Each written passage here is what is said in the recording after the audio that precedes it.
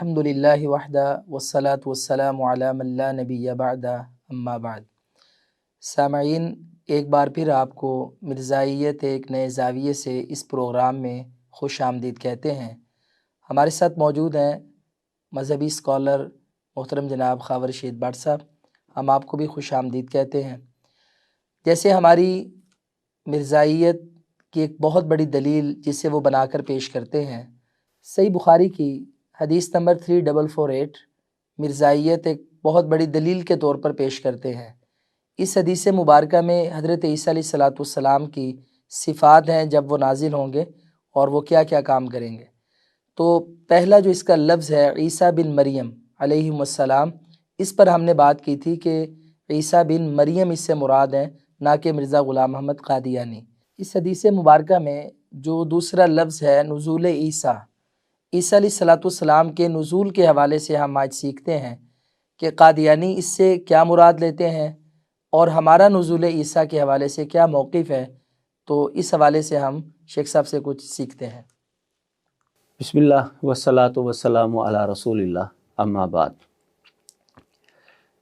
جیسا کہ پچھلے پروگرام کے اندر ہم نے صحیح بخاری کی یہ حدیث جو ہے باقاعدہ عربی متن کے ساتھ پڑھ کر اور اس کا ترجمہ جو ہے وہ بھی سنایا تھا ناظرین کو، اس کے اندر پہلی بات تو یہ ہے کہ والذی نفسی بیدہ لینزلن فیکم ابن مریم، نبی علیہ الصلوۃ والسلام نے قسم اٹھا کر یہ بات فرمائی کہ عیسیٰ بن مریم تمہارے اندر ضرور نازل ہوں گے۔ آپ کو یاد ہوگا کہ میں نے پچھلے پروگرام کے اندر حمامۃ البشریٰ کا حوالہ دیا تھا، جو مرزا غلام محمد قادیانی کی کتاب ہے، کہ اس نے یہ کہا تھا کہ اگر کوئی بات قسم اٹھا کر کہی جائے تو اس کے اندر کوئی طویل نہیں ہو سکتی، استثناء نہیں ہو سکتا۔ اب نزول کے لفظ کے اوپر نبی علیہ الصلوۃ والسلام نے قسم اٹھا کر جو ہے یہ بات کہی ہے، والذی نفسی بیدہ لینزلن۔ اب مرزا غلام محمد قادیانی کے اصول کے مطابق تو نزول سے نزول ہی مراد ہوگا، کوئی طویل نہیں ہو سکتی۔ بالکل۔ ایک تو ہم قادیانیوں کو اس طریقے سے سمجھانے کی کوشش کرتے ہیں کہ دیکھو تم جو نزول کی تعویل کرتے ہو وہ اصولی طور پر تمہاری تعویل درست نہیں بنتی، کیونکہ تمہارا جو نبی ہے جس کو تم نبی مانتے ہو اس نے یہ اصول پیش کیا ہے۔ دوسری بات، ہم نزول کے حوالے سے ان کو یہ سمجھاتے ہیں یا یہ بتاتے ہیں کہ نزول کا لفظی مطلب یہ ہوتا ہے کہ کسی بھی اونچی جگہ سے نیچے آنا، اترنا، ٹھیک ہے جی۔ لیکن قادیانی لوگ جو کہتے ہیں جی نہیں، نزول سے مراد جو ہے نا پیدا ہونا ہے۔ اچھا، پیدا ہونے کے اوپر جب آپ گفتگو کریں گے تو وہ کہیں گے جی نزول سے مراد جو ہے نا وہ دعویٰ کرنا ہے، یعنی یا پیدا ہونا وہ موقع محل کی مناسبت سے گفتگو کریں گے، بات کر دیں گے، یا وہ دعوے کے حوالے سے کہ دعویٰ کرنا اس سے مراد ہوتا ہے۔ اب جب ہم ان کو بتاتے ہیں کہ نزول کا مطلب اوپر سے نیچے آنا ہوتا ہے تو وہ آگے سے جو ہے پھر یہ سوال اٹھاتے ہیں، جی ٹھیک ہے اوپر سے نیچے آنا ہی ہوگا، لیکن آسمان کا لفظ تو پھر بھی نہیں ہے، جبکہ آپ کا عقیدہ یہ ہے کہ عیسیٰ علیہ السلام آسمان سے نازل ہوں گے، اور یہ جو حدیث مبارکہ آپ پڑھ رہے ہیں اس کے اندر تو آسمان سے نازل ہونے کا مسئلہ ہے ہی نہیں۔ تو ہم پھر ان کو یہ بات سمجھاتے ہیں کہ یہ تمہاری بات درست ہے کہ یہاں پر آسمان سے نازل ہونے کا لفظ نہیں ہے، یہاں پر صرف نازل ہونے کی بات ہے، لیکن اگر کسی حدیث میں آسمان سے نازل ہونے کا لفظ مل جائے پھر تو ٹھیک ہے نا، بالکل وضاحت مل جائے، اگر وضاحت مل جائے پھر تو صحیح ہے نا جی، آسمان سے نازل ہوں گے۔ قادیانی لوگوں کا کہنا ہوتا ہے نہیں جی ایسی تو کوئی حدیث نہیں ملے گی، کسی حدیث میں ایسی بات نہیں ہے۔ تو ہم ان کو کہتے ہیں بھائی نبی علیہ الصلوۃ والسلام سے دو حدیثیں ایسی ملتی ہیں جس کے اندر عیسیٰ علیہ السلام کے حوالے سے قرب قیامت نازل ہونے کا جب مسئلہ بیان کیا گیا وہ ملتا ہے، تو اس کے اندر آسمان کا بھی لفظ موجود ہے، اور ایک روایت وہ ہے جو مرزا قادیانی نے پیش کی ہے، یعنی ہمارے پاس دو دلیلیں وہ ہیں جو احادیث کی کتابوں کے اندر موجود ہیں، اور ایک دلیل ہم الزامی طور پر ان کو پیش کرتے ہیں کہ تمہارا جو نبی ہے متنبی ہے وہ مانتا ہے کہ آسمان سے نازل ہونے کا لفظ حدیث مبارکہ کے اندر موجود ہے۔ صحیح۔ تو جب یہ 3 دلیلیں مل جائیں گی پھر تو ماننا چاہیے نا ان کو، پھر تو ان کو طویل نہیں کرنی چاہیے۔ اصولی طور پر جو پہلا جواب تھا اس کے مطابق بھی وہ طویل کرنے کے حقدار نہیں ہیں، نہ دعوے کا معنی لے سکتے ہیں نہ پیدا ہونے، نہ دعوے کا معنی، بالکل صحیح بات، ان کے مطابق قسم سے بات ہوئی ہے، قسم سے بات ہو تو اس کے اندر طویل ہو نہیں سکتی۔ اچھا، تو پھر وہ مطلب ہے کہ آگے سے کہیں گے جی وہ حدیث پیش کریں جی، کہاں پر ہے حدیث؟ تو میں نے وہ 2 حدیث اور ایک مرزا غلام محمد قادیانی کا حوالہ جو نوٹ کیا ہے میں ناظرین کے سامنے آپ کی وساطت سے رکھنا چاہتا ہوں۔ یہ حدیث ہے جی کشف الاستار عن زوائد البزار، یہ حدیث کی کتاب ہے، اس کی جلد نمبر 4 ہے اور صفحہ نمبر جو ہے 142 ہے، اور حدیث کا نمبر ہے 3396، اور سند بھی اس حدیث کی صحیح ہے۔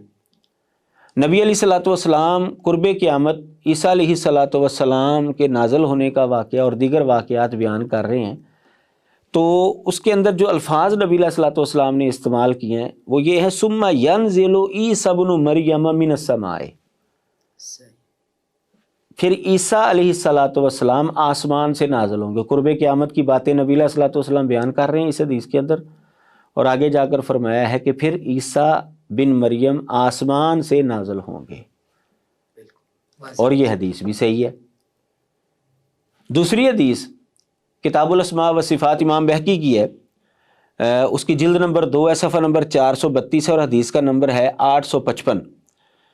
حضرت ابو ہریرہ رضی اللہ تعالیٰ عنہ سے یہ حدیث مروی ہے کہ نبی علیہ الصلوۃ والسلام نے فرمایا کیف انتم اذا نزل ابن مریم من السماء فیکم، کہ تمہاری حالت کیا ہوگی جب ابن مریم تمہارے اندر آسمان سے نازل ہوں گے۔ من السماء کا لفظ اس کے اندر بھی موجود ہے۔ اچھا، اس کے اندر دلچسپ بات یہ ہے کہ اہل حدیثوں کے بہت بڑے عالم دین مولانا میر ابراہیم سیالکوٹی رحمہ اللہ، انہوں نے مرزا غلام محمد قادیانی کی زندگی میں حیات عیسیٰ کے اوپر لاجواب کتاب لکھی، شہادت القرآن، شائع بھی ہوئی، مرزا قادیانی کی زندگی کے اندر شائع بھی کی، اس تک پہنچائی بھی گئی۔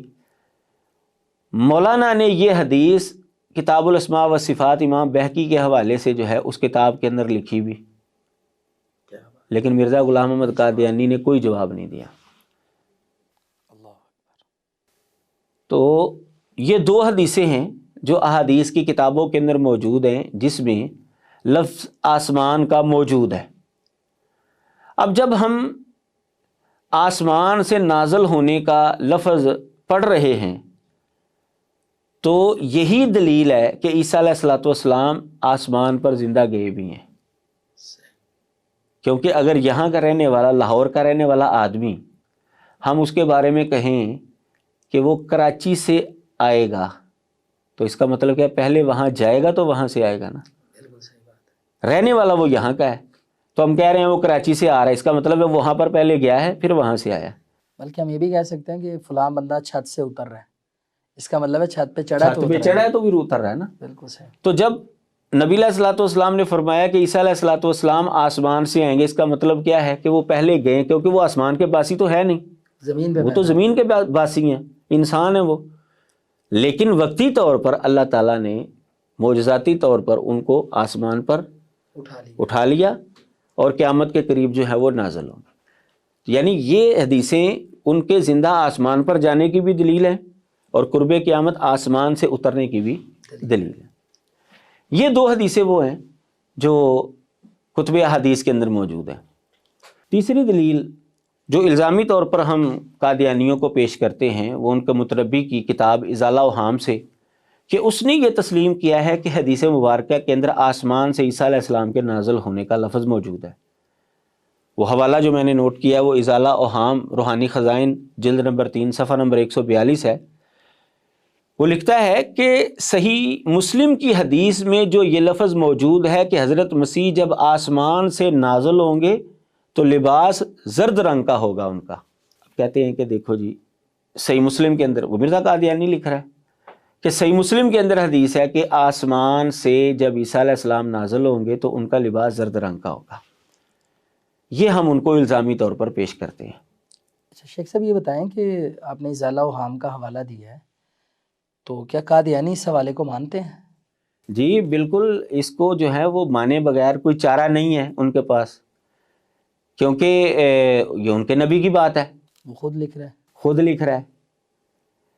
پھر وہ آگے سے جو ہے نا اس کی تویل کرتے ہیں، ہر بات کی تویل، یعنی جہاں پر ان کا مطلب نہیں نا نکلتا پھر اس کی تویل کرتے ہیں.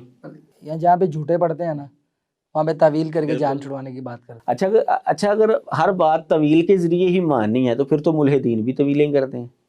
ہر مذہب والا طویلیں کر کے اپنی بات کو ثابت کرتا رہتا ہے. تو اصل تو چیز ہے کہ عقائد نصوص سے ثابت ہوتے ہیں، طویلوں سے تو نہیں ثابت ہوتے نا.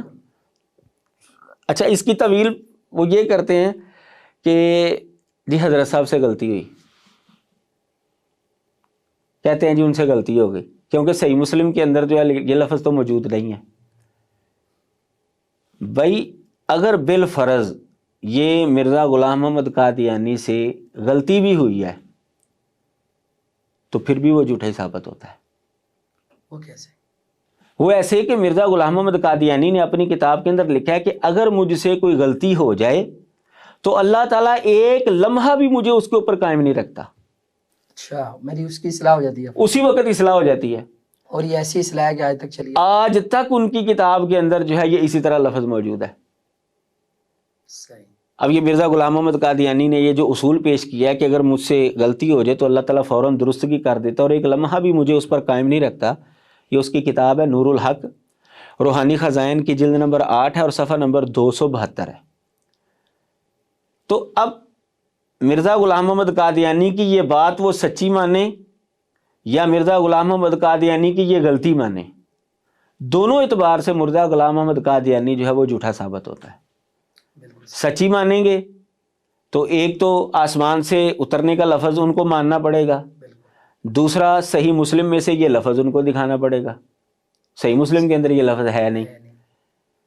اچھا ہم کہہ لیں چلو، مطلب ہم تو کہہ سکتے ہیں کہ بھئی ہمارے تو کسی عالم دین نے ایسی بات نہیں کی، ان کے اس بندے نے بات کیا جس کو وہ نبی مانتے ہیں. اب اگر اس کو نبی مانتے ہیں پھر تو اس کی باتیں آنکھیں بند کر کے ان کو تسلیم کرنی چاہیے، لیکن نہیں، جب ان کی ضرورت ہوتی ہے تو مان لیتے ہیں، جب ضرورت نہیں ہوتی تو کہتے ہیں اسے غلطی ہو گئی ہے. مطلب یہ اس طرح کا نبی انہوں نے بنایا ہوا ہے. اس کا مطلب یہ ہے کہ ان کا اصل مقصد جو ہے وہ مذہبی نہیں ہے، ان کا اصل مقصد صرف انگریزوں کو تقویت پہنچانا اور مسلمانوں کو خراب کرنا ہے، کہ کسی نہ کسی طریقے سے مسلمان جو ہیں وہ بادعقیدہ ہو جائیں. اگر ان کا مذہبی موقف ہوتا یا مذہب ان کا مطمع نظر ہوتا تو یہ کم از کم اپنی نبی کی ہر بات تو ماننے کے لیے تیار ہوتے جو وہ مذہب کے حوالے سے کہہ رہا ہے.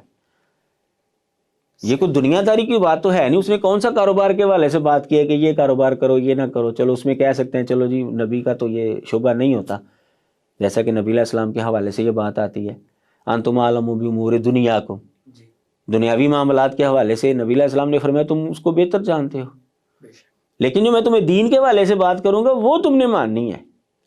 تو اگر یہ نبی ہے تو پھر اس نے یہ دین کی بات کی ہے، حدیث مبارکہ کے حوالے سے بات کی ہے، پھر ان کو آنکھیں بند کر کے تسلیم کرنا پڑے گا. اور اگر یہ نہیں مانتے تو اس کا مطلب یہ ہے کہ یہ مرزا غلام محمد قادیانی کو سچا نبی خود بھی نہیں مانتے. جب یہ خود بھی نہیں مانتے تو لوگوں کو منوانے کی کیوں کوشش کرتے ہیں؟ شیخ صاحب، یہ جیسے آپ نے من السماء کے لفظ دکھا کر، یعنی آپ کی یہ گفتگو کا خلاصہ ایک دو حرفی اور لفظوں میں یہی ہے کہ اس میں نزول کی بات ہے اور یہ اس سے مراد عیسیٰ بن مریم ہے، اور مرزا غلام محمد قادیانی پیدا ہوا ہے وہ اس کا مصداق نہیں ہے. اچھا، یہاں پر یہ کچھ آیات دلائل کے طور پر پیش کرتے ہیں. مثلا ایک پہلی آیت یہ پیش کرتے ہیں کہ اللہ تعالیٰ فرماتے ہیں قد انزل اللہ علیکم ذکرا رسولا یتلو علیکم. کہتے ہیں دیکھیں اللہ تعالیٰ قرآن مجید میں کہہ رہا ہے کہ اللہ نے ذکر نازل کیا اور رسول نازل کیا جو تم پر قرآن مجید کی تلاوت کرتا ہے. تو کیا وہ رسول نازل ہوتا ہے؟ نبی علیہ السلام نازل ہوئے ہیں تو رسول تو پیدا ہوئے ہیں، لیکن اللہ تعالیٰ انزلہ کا لفظ استعمال کر رہا ہے. اچھا، اس کا جواب دینے سے پہلے نا میں وہ پچھلی بات کا جو نا آخری حصہ جو ہے وہ تھوڑا سا باقی رہ گیا تھا کہ وہ جو کہتے ہیں کہ مرزا صاحب کی یہ غلطی ہے، تو اب اگر یہ غلطی ہے تو مرزا غلام محمد قادیانی جو ہے اپنے مرنے سے 2 سال پہلے بھی یہ جملہ بول کر گیا کہ صحیح مسلم کے اندر یہ حدیث ہے کہ عیسیٰ علیہ السلام آسمان سے نازل ہوں گے. اب یہ جو اس کی بات ہے ملفوظات اس کی جلد نمبر 5 ہے اور صفحہ نمبر 33 ہے. اس کے اندر جو ہے وہ اس کے مرنے سے 2 سال پہلے کا جو ملفوظ ہے اس کے اندر بھی اس نے یہ بات دوبارہ دہرائی ہے. یہ ازالہ اوہام جو ہے یہ 1891 کی کتاب ہے، یہ ستمبر 1891 میں شائع ہوئی تھی، اور یہ جو اس کا ملفوظ ہے یہ 1906 کا ہے، سے 2 سال پہلے، یعنی مرنے سے 2 سال پہلے 1908 کے اندر وہ مر جاتا ہے. تو یعنی جو بات اس نے 1891 میں کہی تھی وہی بات اس نے 1906 میں بھی کہی. اس کا مطلب یہ ہے کہ وہ آخر تک اپنے اس حوالے کے اوپر قائم رہا ہے کہ عیسیٰ علیہ السلام آسمان سے نازل ہوں گے، اور ان کے لیے یہ ایک وحی کی حیثیت رکھتی ہے، وحی کی حیثیت رکھتی ہے، ظاہر نبی کی بات ہے اور دین کے متعلقہ بات ہے، وہ کون سی غیر دینی بات ہے. تو یہ بات کہنا کہ یہ اس کی غلطی ہے، تو اس اعتبار سے بھی اگر وہ دیکھیں گے تو مرزا غلام احمد قادیانی جو ہے وہ جھوٹا ثابت ہوتا ہے. اگر اس کی یہ بات درست مانیں گے تو ان کو مسلمانوں کا موقف ماننا پڑے گا کہ آسمان سے اترنے کا لفظ حدیث کے اندر موجود ہے. اب آ جاتے ہیں آپ کا جو سوال ہے کہ انزلنا کا لفظ جو ہے وہ بتاتے ہیں دیکھو جی اللہ تعالیٰ نے قرآن کے اندر فرمایا ہے کہ ہم نے ذکر اتارا ہے، نازل کیا ہے، اور رسول جو ہے وہ نازل کیا ہے. تو اب نبی علیہ الصلوۃ والسلام تو آسمان سے نازل نہیں ہوئے، وہ تو پیدا ہوئے.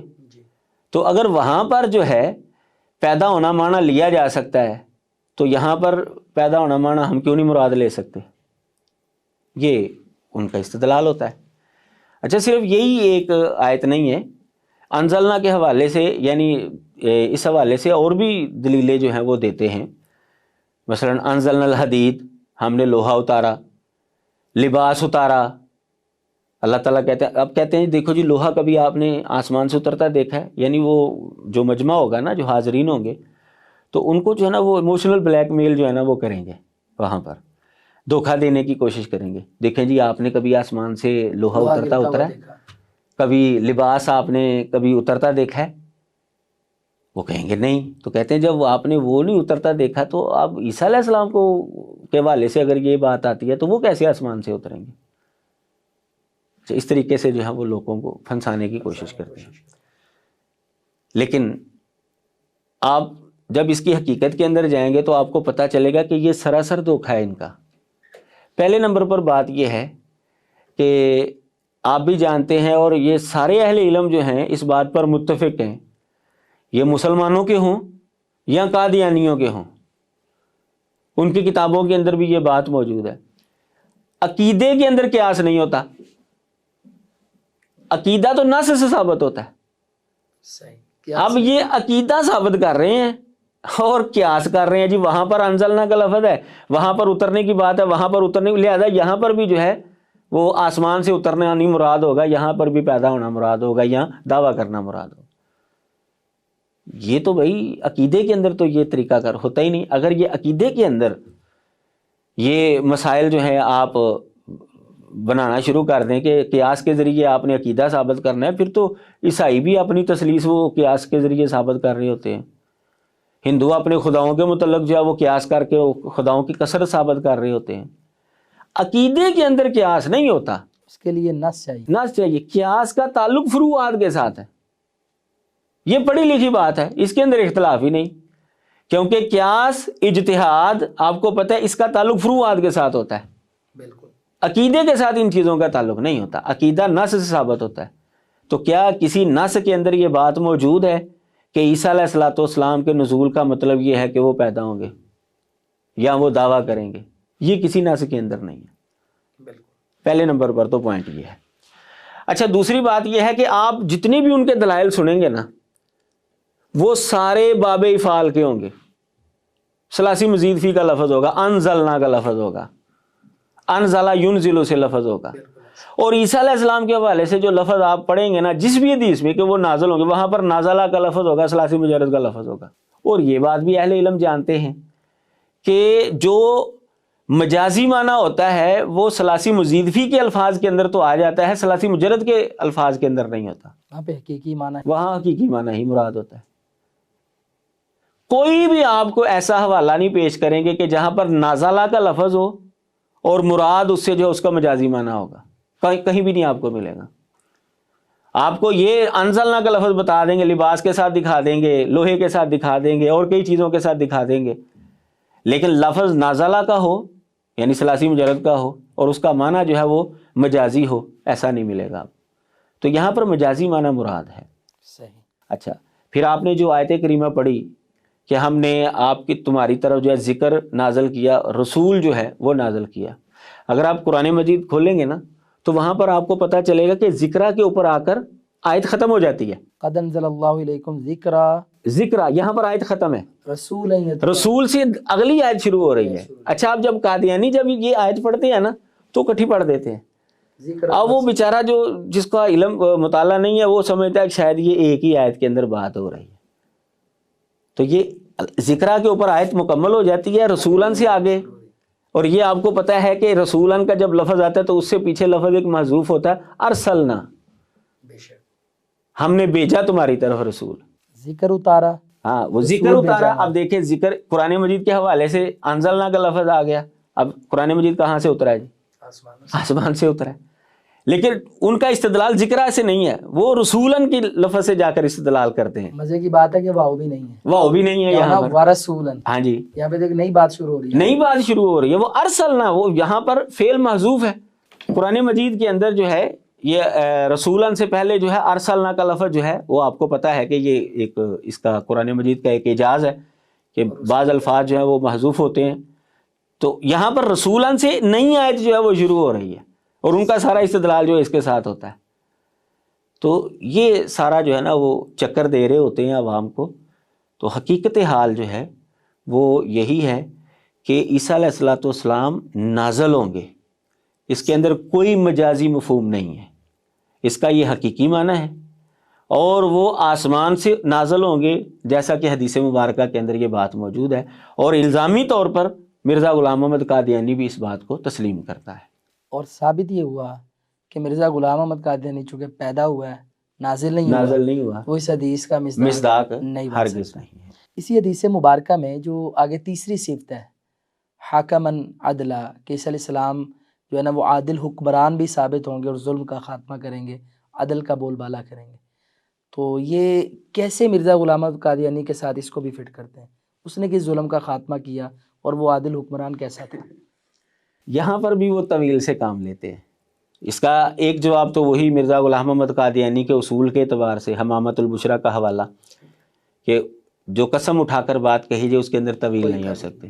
ٹھیک ہے جی، یہ اس کا اصول ہے. اب وہ جانے تو اس کے ماننے والے جانے، ہمیں کوئی مسئلہ نہیں ہے. لیکن خیر چونکہ ان کا وہ نبی ہے، ان کے خلاف تو ہم اس کو پیش کر سکتے ہیں نا جی الزامی طور پر. تو پہلا جواب تو اس کا یہ ہے کہ بھئی تمہارے نبی کے مطابق جو ہے اس کے اندر طویل نہیں ہو سکتی. وہ طویل اس کی کرتے ہیں جی، اس سے مراد یہ ہے کہ وہ اختلافی مسئلوں کا فیصل ہوگا. جو مسلمانوں کے آپسی اختلافی مسئلے ہیں، یہ جو مسلکی ہمارے اختلافات ہیں نا جی، یہ ان کو حل کرنے والا جو ہے نا وہ ہوگا. یہ اس کی طویل کرتے ہیں. لیکن مرزا غلام محمد قادیانی کو اپنے اس طویل کی کمزوری کا علم تھا، اسی لیے وہ مجبور ہو گیا یہ کہنے پر کہ ممکن ہے مستقبل کے اندر کوئی ایسا مسیح بھی نازل ہو جس کے اوپر حدیث کے ظاہری الفاظ جو ہیں وہ فٹ آتے ہوں، کیونکہ یہ عاجز تو ظاہری حکمرانی کے ساتھ نہیں بھیجا گیا. یہ تو میرا خیال ہے کہ ان کا کسی کونسلر بھی نہیں تھا نا، کونسلر غلام تھا انگریزوں کے متحد تھا وہ. اور یہ اقرار کر رہے ہیں. اب یہ ازالہ اوہام میں حوالہ آپ کو پڑھ کر جو ہے وہ سنا دیتا ہوں. ازالہ اوہام اس کی کتاب ہے، روحانی خزائن کی جلد نمبر 3 ہے، صفحہ نمبر 197 اور 198 پر جو ہے اس نے یہ بات کی ہے کہ ممکن ہے کسی زمانے میں کوئی ایسا مسیح بھی آ جائے جس پر حدیثوں کے بعد ظاہری الفاظ صادق آ سکے، کیونکہ یہ عاجز تو اس دنیا کی حکومت اور بادشاہت کے ساتھ نہیں آیا. یعنی وہ سمجھ رہا تھا، اس کو پتہ تھا کہ اس حدیث کے اندر جو حاکمن عدلن کا مسئلہ آیا ہے نا، لفظ آیا ہے، وہ ظاہری حکمرانی کے متعلق آیا ہے. اور وہ چونکہ ظاہر حکمران تھا ہی نہیں، وہ مطلب پورے ملک کے اوپر یا مسلمانوں کے اوپر حکومت کی بات تو دور ہے، وہ تو اپنے علاقے کا بھی حکمران نہیں تھا. تو وہ یہ جو ہے وہ اپنی اس کمزوری کو مان رہا تھا. لیکن قادیانی لوگ جو اس کو تسلیم کرنے کے لیے تیار نہیں ہوں گے. وہ یہی کہیں گے جی حضرت صاحب سے غلطی ہو گئی ہے. اگر وہ غلطی ہو گئی ہے تو میں نے آپ کو حوالہ دیا نور الحق کا کہ پھر اس کے اعتبار سے بھی وہ جھوٹا ہے. کہ وہ غلطی کے اوپر قائم نہیں رہ سکتا، اور آج تک یہ بات اس کی کتاب کے اندر اسی طرح جو ہے وہ موجود ہے۔ تو یہ اس کی وہ تعویل کرتے ہیں کہ وہ مسلمانوں کے جو آپسی اختلافی مسائل ہیں نا، ان کا وہ حل کرنے والا ہوگا۔ اب یہاں پر جو ہے وہ یہ قادیانی کوئی بات کر سکتا ہے، چلو جی وہ ظاہری حکمران تو نہیں تھا، لیکن کیا وہ انصاف کرنے والا بھی نہیں تھا؟ تو اس کا جواب یہ ہے کہ اگر بالفرض وہ انصاف کرنے والا بن بھی جائے تو حدیث کا مصداق تو نہ ہوا، حکمن تو نہیں ہے نا۔ اب انصاف کرنے والے تو بے شمار لوگ جو ہیں وہ گھومتے پھرتے ہیں، تو کیا اس کا مطلب ہم ان کو مان لیں کہ یہ عیسیٰ علیہ السلام ہے؟ اور دوسری بات یہ ہے کہ اگر آپ اس کی زندگی کے اوپر نظر دوڑائیں گے تو وہ انصاف کرنے والا بھی نہیں بنتا، یعنی پرسنل لائف میں بھی ایک اپنے گھر تک بھی انصاف کرنے والا نہیں بنتا۔ مثال کے طور پر قادیانیوں کے ہاں بھی یہ بڑا معروف مسئلہ ہے، بلکہ کسی بھی مسلمان کا تھوڑا سا بھی مطالعہ ہے نا قادیانیت کے اوپر تو اس کو پتہ ہے محمدی بیگم کے مسئلے کا۔ بالکل یہ بڑا مطلب ہے کہ مشہور و معروف جو ہے نا یہ واقعہ مرزا غلام محمد قادیانی کی زندگی کا۔ اب مرزا غلام محمد قادیانی نے بھرپور کوشش کی کہ کسی نہ کسی طریقے سے میری شادی ہو جائے محمدی بیگم کے ساتھ، اس کے باپ کو ڈرایا بھی، لالچ بھی دی، حتیٰ کہ اس کے باپ کو کہا میں تیرے بیٹے کو نوکری بھی لگوا دوں گا وغیرہ وغیرہ، بے شمار اس نے باتیں کی، لیکن پھر بھی وہ تیار نہیں ہوا، اس کی شادی جو ہے وہ کسی اور جگہ پر کر دی۔ اب مرزا غلام محمد قادیانی کے کئی رشتہ دار وہ بھی مخالف تھے کہ مرزا کی شادی جو ہے نا وہاں پر نہ ہو۔ مرزا غلام محمد قادیانی نے ان رشتہ داروں کا بائیکاٹ کیا۔ اچھا، وہ صرف بائیکاٹ ہی نہیں کیا بلکہ اس کی ایک جو بہو تھی اس کو اپنے بیٹے سے طلاق بھی دلوا دی، اور اپنے بیٹے کو یہاں تک دھمکی دی کہ اگر تو اپنی بیوی کو طلاق نہیں نہ دے گا تو میں تجھے اپنی جائیداد سے آگ کر دوں گا۔ یہ عدل ہے؟ کوئی غلطی کسی کی ہے، سزا وہ اپنی بہو کو دے رہا ہے۔ اچھا، اگر بالفرض مان بھی لیں کہ اگر وہ رشتہ کرنے کے اندر جو وہ راضی نہیں تھی اس کی بہو، کیونکہ وہ محمدی بیگم کی عزیزہ تھی، تو اگر وہ پسند نہیں کر رہی تھی تو کیا شرعی اعتبار سے کوئی ہے کوئی مسئلہ کہ اگر کوئی رشتہ دینے سے انکار کرے تو بندہ جو ہے اس کو سزا دے یا اس کو جائیداد سے آگ کر دے؟ وہ غلطی کسی کو غلطی بھی نہیں ہے، والدین کی مرضی ہے، نہیں کرنا چاہتے تو نہ کریں، یہ کوئی زبردستی تو نہیں تھی نا۔ ایک تو یہ ثابت ہو رہا ہے کہ وہ پرسنل لائف میں بھی انصاف کرنے والا نہیں۔ اب وہ اپنی بہو کو اس نے طلاق دلوا دی، اس نے اپنی بہو کو طلاق دلوا دی، بیٹے کو دھمکی کیا دی کہ اگر نہ دی تو میں تجھے آگ کر دوں گا اپنی جائیداد سے۔ اور آپ اہل علم ہیں اور دیگر اہل علم جو ہیں وہ بات جانتے ہیں کہ شریعت کے اندر آگ کرنے والا مسئلہ تو ہے ہی نہیں۔ بالکل، اگر کوئی وراثت سے محروم ہوتا ہے یا تو وہ کافر ہو جائے تو پھر ہوتا ہے قتل کر دے، یا قتل کر دے یا وہ غلام ہو۔ اگر باپ کی بات نہیں مانی تو اس کو جائیداد سے محروم کر دیا جائے، یہ تو شریعت کا مسئلہ ہی کہیں نہیں پر نہیں ہے، یعنی اس نے ایک شریعت کا مسئلہ بھی اپنی طرف سے بنا لیا۔ یہ کہاں کا انصاف ہے؟ اور وہ بھی ظلم پر مبنی۔ ظلم پر مبنی۔ اگر انہوں نے رشتہ نہیں دیا تو کیا ہو گیا ہے؟ اس کے والدین رشتہ دار ہیں، نہیں ان کی مرضی۔ بلکہ ایسے میں تو مرزا قادیانی کو بھی سوچنا چاہیے تھا اور ان کے حواریوں کو بھی کہ جن کے نبی کی اتنی حیثیت ہے کہ کوئی اپنی بیٹی نہیں دیتا، اسے نبوت کہاں سے ملنی تھی؟ اس کا یہ کریکٹر ہے نا۔ ہاں بالکل، اس انداز سے بھی آپ جو ہے وہ بات کر سکتے ہیں۔ تو بہرحال آپ اندازہ کریں کہ اس کے انصاف کی صورتحال کیا تھی۔ شیخ صاحب، اس کا کوئی حوالہ کہ اس نے جو اپنی بہو کو طلاق دلوائی، کوئی اتھینٹک؟ جی بالکل، یہ میں آپ کے سامنے حوالہ رکھتا ہوں۔ یہ مرزا غلام محمد قادیانی کا جو بیٹا تھا منجلہ دوسری بیوی سے، بشیر احمد، اس نے جو کتاب لکھی تھی سیرت المہدی، اس کے اندر اس نے یہ واقعہ لکھا ہے۔ اس کا صفحہ نمبر جو ہے وہ 29 ہے اور پہلا حصہ ہے، اور جو روایت نمبر اس نے لکھی ہے وہ 37 ہے۔ اس کے اندر جو ہے نا اس نے یہ بات لکھی ہے کہ جب یہ محمدی بیگم کا مسئلہ اٹھا تو ابا جی نے جو ہے نا فضل احمد، جو مرزا غلام محمد قادیانی کی پہلی بیوی کے 2 بیٹے تھے، سلطان احمد اور فضل احمد، تو فضل احمد کی شادی جو ہے نا وہ محمدی بیگم کی عزیزہ کے ساتھ جو ہے وہ ہوئی تھی۔ تو اس کو کہا تھا کہ بھئی اس کو طلاق دے دو، اگر تو نے طلاق نہ دی تو میں تجھے آگ کر دوں گا، تو پھر اس نے طلاق دے دی۔ تو یہ سیرت المہدی کا جو ہے یہ حوالہ موجود ہے۔ دوسری بات جو میں آپ کے سامنے رکھتا ہوں مرزا غلام محمد قادیانی کے انصاف کے متعلق کہ اس کی جو پہلی شادی ہوئی تھی نا وہ اس کے ماموں کی بیٹی حرمت بی بی سے ہوئی تھی 1856 کے اندر، تقریباً اس کی 16-17 سال عمر تھی مرزا غلام محمد قادیانی. تو اسے شروع سے ہی اس کے ساتھ دلی رغبت نہیں تھی، اس کے باوجود 2 بیٹے جو ہیں وہ پیدا ہو گئے، لیکن ساری زندگی جو ہے نا وہ معلقہ رہی. اور قرآن مجید کے اندر جو ہے یہ صریحاً جو ہے یہ ممانعت موجود ہے کہ خاتون کو معلقہ نہ چھوڑے، نہ اس کو بساتا تھا نہ اس کو فارغ کرتا تھا. اب یہ کہاں کا انصاف ہے کہ ایک خاتون کے ساتھ تو نے شادی کی ہوئی ہے، یا بھئی اس کو اچھے طریقے سے رکھو یا اچھے طریقے سے فارغ کر دو. قرآن کا تو یہ اصول ہے، امساکم بمعروف او تسریحم بإحسان، اچھے طریقے سے رکھو یا اچھے طریقے سے فارغ کر دو. بلکہ عورتوں کو اس عذاب سے نجات دلانے کے لیے قرآن نے 4 ماہ کی زیادہ سے زیادہ مدت دے دی. الہ کی صورت جو ہے وہ بیان کی ہے.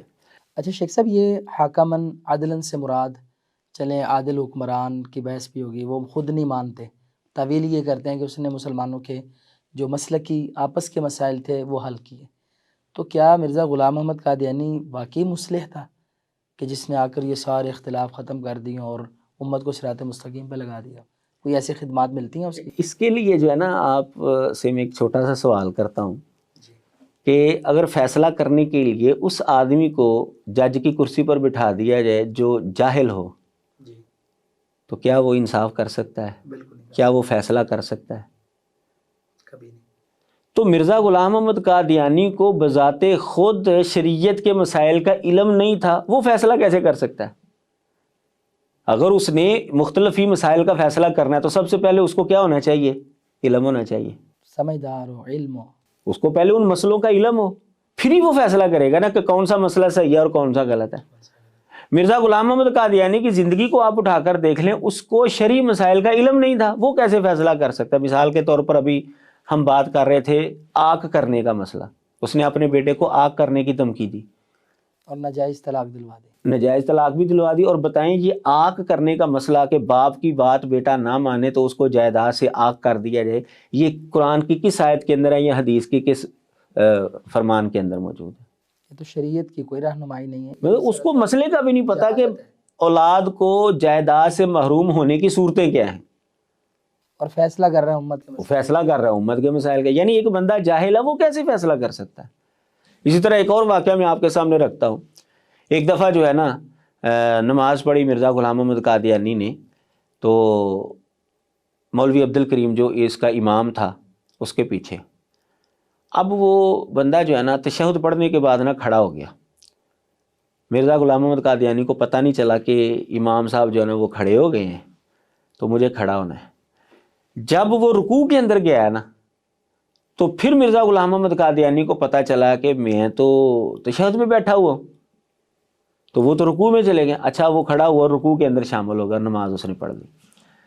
اب جب نماز پڑھ لی تو اس نے احسن امروہی کو بلایا، یہ اس زمانے کا ایک بڑا عالم دین شمار ہوتا تھا، اس نے قادیانیت کو قبول کر لیا تھا. اس سے جو ہے نا وہ مسئلہ دریافت کیا کہ مجھے بتائیں کہ میں نا سورت فاتحہ پڑھے بغیر رکوع کے اندر شامل ہو گیا ہوں، میری رکعت ہوئی ہے کہ نہیں ہوئی؟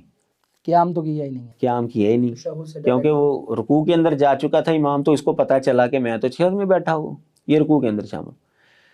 احسن امروہی کبھی کوئی شکل بیان کرے کبھی کوئی شکل بیان کرے، تو مولوی عبد الکریم کہتا ہے وہ چھوڑو جی، جو حضرت صاحب نے کیا بس ٹھیک ہے، بس طویلے شویلے کرنے کی اور دلیل شلیل ڈھونڈنے کی کوئی ضرورت، جو انہوں نے کر لیا بس ٹھیک ہے. اب آپ دیکھیں کہ اگر مرزا غلام محمد قادیانی صاحب علم ہوتا، اختلافی مسئلے حل کرنے والا ہوتا، تو یہاں پر تو اس کو خود مسئلہ حل کرنا چاہیے تھا، نہ کہ کسی سے مسئلہ دریافت کرتا. اور یہ صاحب کا مسئلہ ہے، وہ بڑا مسئلہ بھی نہیں، بڑا مسئلہ بھی کوئی نہیں ہے یہ. تو اب یعنی آپ کہہ لیں کہ چھوٹا مسئلہ بھی وہ حل کرنے کی اہلیت نہیں رکھتا تھا، وہ دوسرے لوگوں سے پوچھتا تھا، تو وہ کیسے مسلمانوں کے مختلفی مسائل کا حل نکال سکتا تھا یا ان کا اختلاف ختم کر سکتا تھا؟ اچھا، اب ہم اس کا اگر دوسرا رخ دیکھیں تو آپ حیران ہوں گے کہ قادیانی لوگ ہم سے مطالبہ کرتے ہیں کہ بھی تم مسلمان مرزا غلام محمد قادیانی کو حکم عدل مان لو، مختلف فی مسائل کا جو ہے نا وہ حل کرنے والا مان لو. بذات خود قادیانی لوگ مرزا غلام محمد قادیانی کو یہ حیثیت دینے کے لیے تیار نہیں ہے. اچھا، پہلے تو میں نے بتایا آپ کو کہ اس کے اندر تو یہ اہلیت ہی نہیں کہ وہ فیصلہ کر سکے. خود بھی نہیں یہ مانتے. اور دوسری بات یہ ہے کہ یہ مرزائی خود بھی اس کو ماننے کے لیے تیار نہیں ہے. اس چیز کی مطلب کیا دلیل ہے آپ کے پاس؟ جی بالکل، میں آپ کے سامنے جو ہے باقاعدہ حوالہ جات جو ہے وہ پیش کرتا ہوں. پہلی بات جو میں آپ کے سامنے رکھتا ہوں اس کی کتاب چشمہ معرفت کی. اس کے اندر یہ روحانی خزائن کی جلد نمبر 23 اور صفحہ نمبر 411 ہے. اس کے اندر مرزا غلام محمد قادیانی نے یہ لکھا ہے کہ نبی علیہ الصلوۃ والسلام کا یہ معجزہ تھا کہ آپ نے چاند کی طرف انگلی کا اشارہ کیا اور چاند کو 2 ٹکڑے کر دیا. اب ہم مسلمان مانتے ہیں اس چیز کو کہ نبی علیہ الصلوۃ والسلام نے چاند کو انگلی کے اشارے سے 2 ٹکڑے کیے تھے، یہ اللہ تعالیٰ نے آپ کو معجزہ دیا. مرزا غلام محمد قادیانی نے یہ اپنی کتاب کے اندر لکھا اور یہ آخری کتابوں کے اندر شمار ہوتی ہے. لیکن جو قادیانیوں کا دوسرا خلیفہ ہے بشیر الدین محمود، جو مرزا قادیانی کی دوسری بیوی سے بڑا بیٹا تھا، اور ان کے نزدیک یعنی قادیانیوں کے نزدیک بشیر الدین محمود جو میاں محمود ہے اس کی حیثیت وہی ہے جو ہمارے ہاں حضرت عمر بن خطاب رضی اللہ تعالیٰ عنہ کی ہے.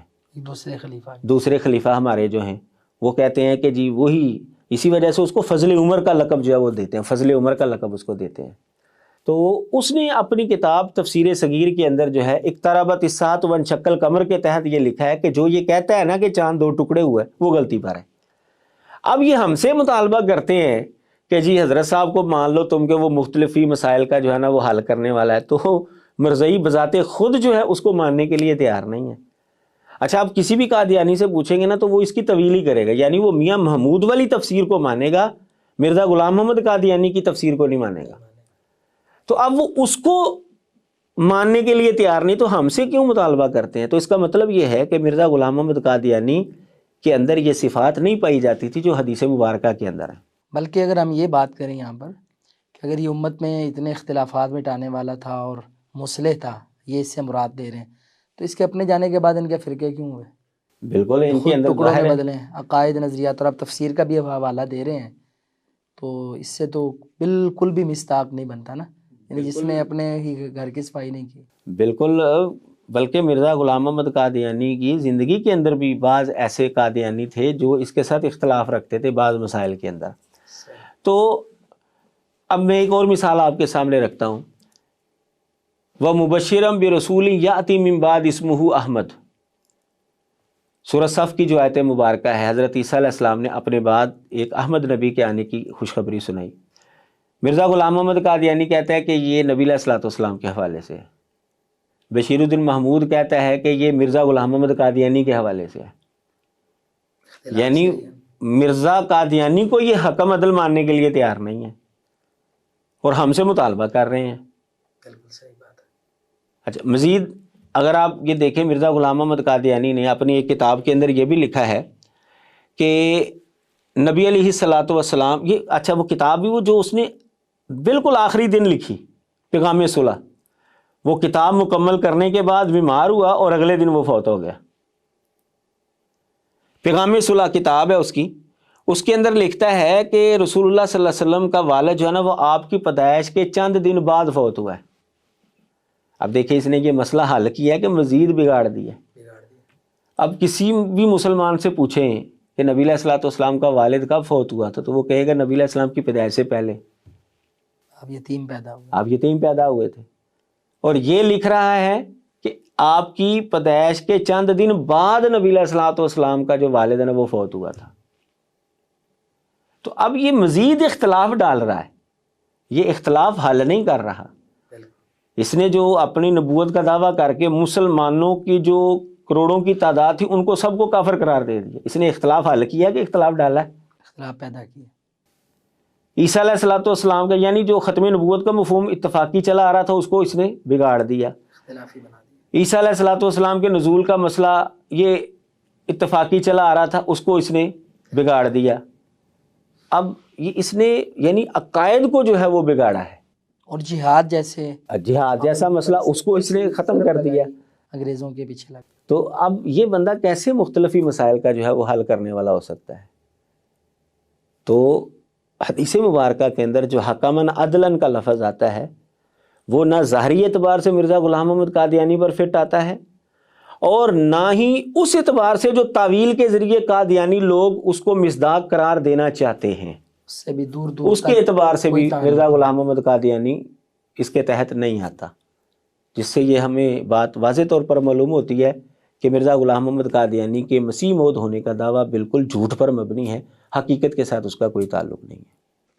ناظرین، آج ہم نے عیسیٰ علیہ الصلوۃ والسلام کے نزول اور آپ کا ایک عادل حکمران بن کے آنا، یہ جو صفات ہیں قرب قیامت جو پوری ہوں گی، مرزائیت جو اس کو مرزا غلام محمد قادیانی پہ فٹ کرنے کی کوشش کرتی ہے، اس سلسلے کی 2 ابحاث ہم نے شیخ محترم سے سماعت کی ہیں اور اس کا علمی اور مدلل جواب ہمیں عقلی، نقلی اور الزامی صورت میں ملا ہے۔